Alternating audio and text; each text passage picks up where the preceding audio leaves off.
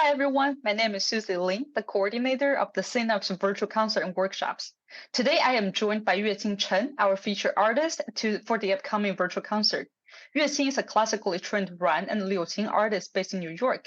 She has performed at prestigious venues such as the Carnegie Hall, the Lincoln Center of Performing Arts. She has been a member and featured soloist of the Chinese Music Ensemble of New York since 2013 and has served as the organization's artistic director from 2018 to 2021. Yueqing, thank you so much for joining me today. Thank you for having me.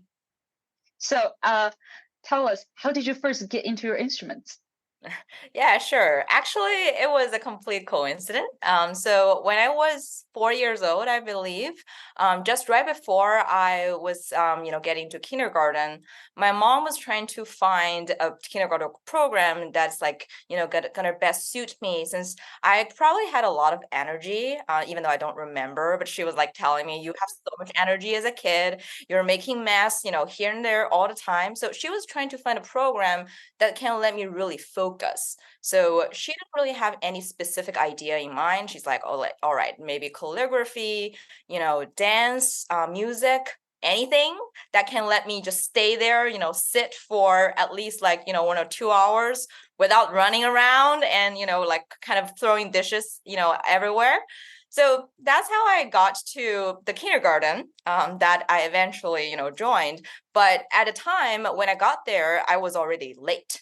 So most of the students, they already had registered for the upcoming semester, and there was only one spot left when I got there. So I will say the principal in the kindergarten at the time, she said, "Well, I'm not sure." She was talking to my mom, and she's like, "I'm not sure if your kid would be interested in this like very unique instrument we have. The name is Ron." And of course, at the time, like my mom or my like 4-year-old me, right? We had no idea what Ron was about. We didn't even know how it looked like. So my mom just said, "Well, since she's like music would work." So she just asked the head of the kindergarten to take us to the music room to see the instrument so I could have an idea of how the instrument looked like.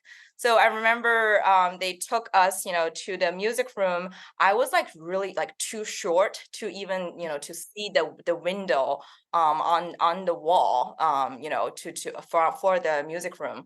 So I think my mom had to like, kind of lift me up in order for me to see, like it was like a roll of xiaoruan, is like a small size ruan on the wall. It looked like really interesting to me at a time. I'm like, "Oh, this instrument looks like a smiling face. That's kind of cute."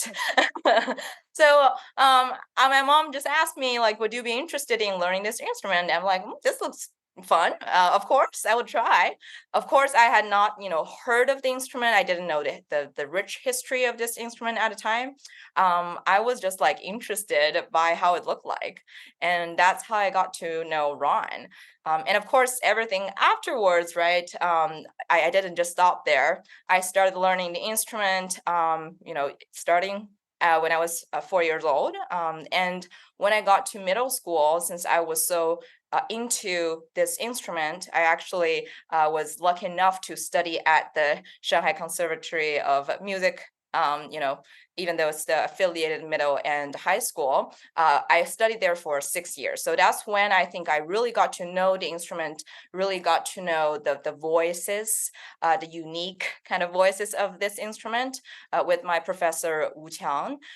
And after that, I think I continued to play and then, work with other musicians and composers to, I think, continue exploring this instrument. So I think I never stopped learning about this instrument. I think every time I work with new composers and other musicians, just like new possibilities would come out. And that's kind of what fascinates me the most. So I think I started knowing about this instrument by how it looked like at the age of 4.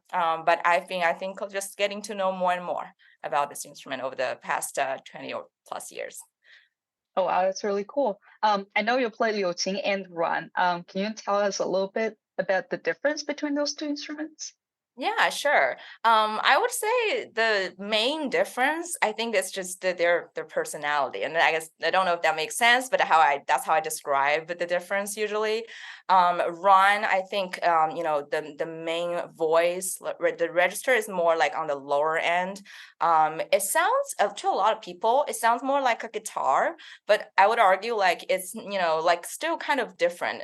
The voice is like very warm. The sound is like very warm, very deep, has a lot of echo, and you can kind of like play a lot with your technique to kind of create like many, I think, sort of this kind of spreading vibe with the instrument.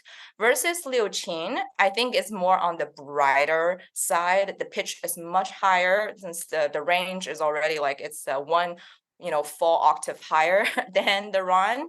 And the for the Liuqin, yeah, the pitch is higher. It has a much brighter tone to the instrument.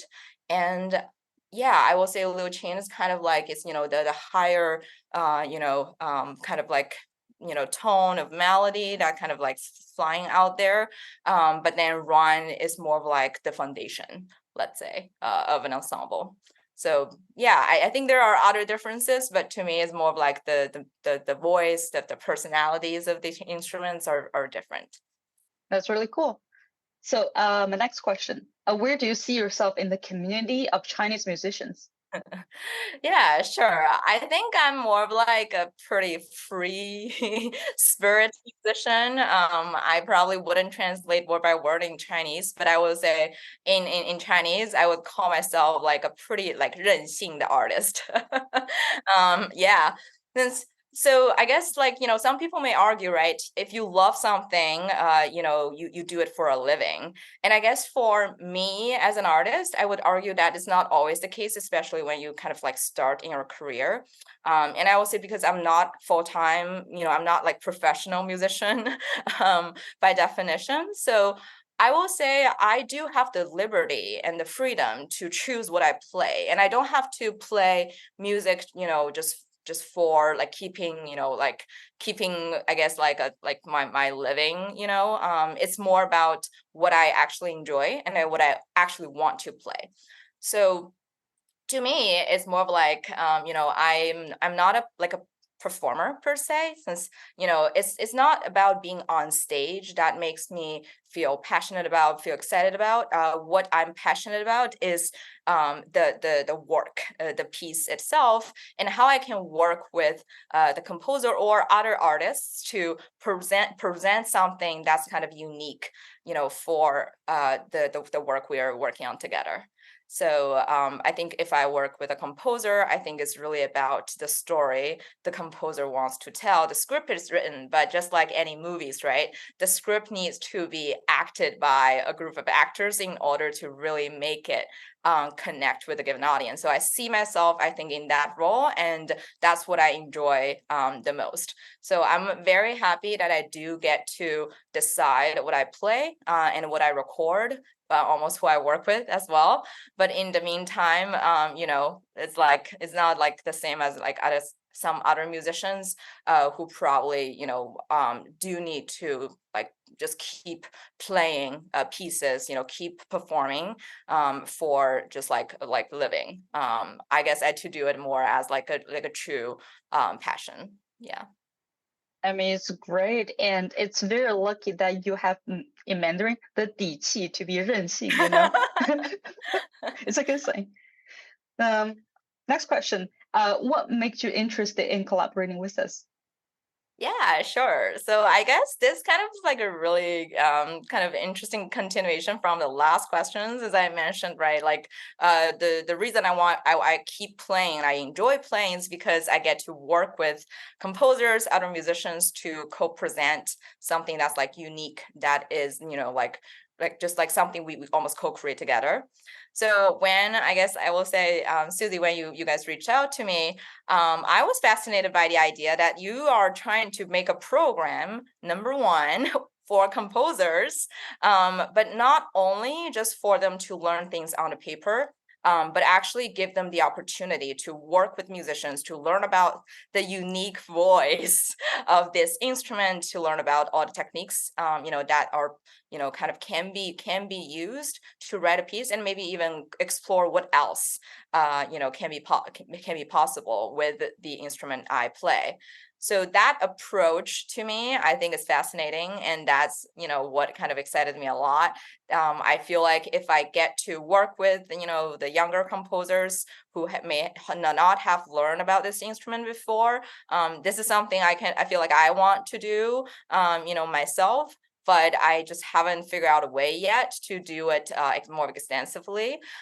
So I think the fact that you guys are establishing a full education program to do it, and making more composers, number one, not only aware of kind of like other instruments out there, but give them the opportunity to learn about how to write pieces that are going to fit or that are going to go well with the instrument, and then kind of like connect me and other musicians to the composer community. I think that is really exciting. So Thank you. yeah, of course. Well, thank you so much for being here. Yueqin is going to host the Synapse Virtual Concert on September 9th at 5 p.m. Eastern. That will be 5 p.m. Eastern, 4 p.m. Central, 3 p.m. Mountain, 2 p.m. Pacific. I don't know why I'm doing this. It's going to be on September 9th at 5 p.m. Eastern on our YouTube channel. Please tune in, and we look forward to seeing you. And lastly, Yueqin, what would you like to say to our upcoming audiences to the virtual concert? What should they be looking for? Yeah, sure. I will say just like, come enjoy.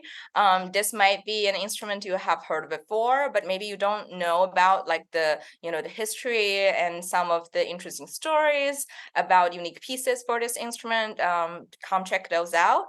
And it's also possible that you've never seen or heard of this instrument. And I will say this would be a new experience for anyone who is interested in music and who want to hear more voices of beautiful instruments out there. Thank you so much.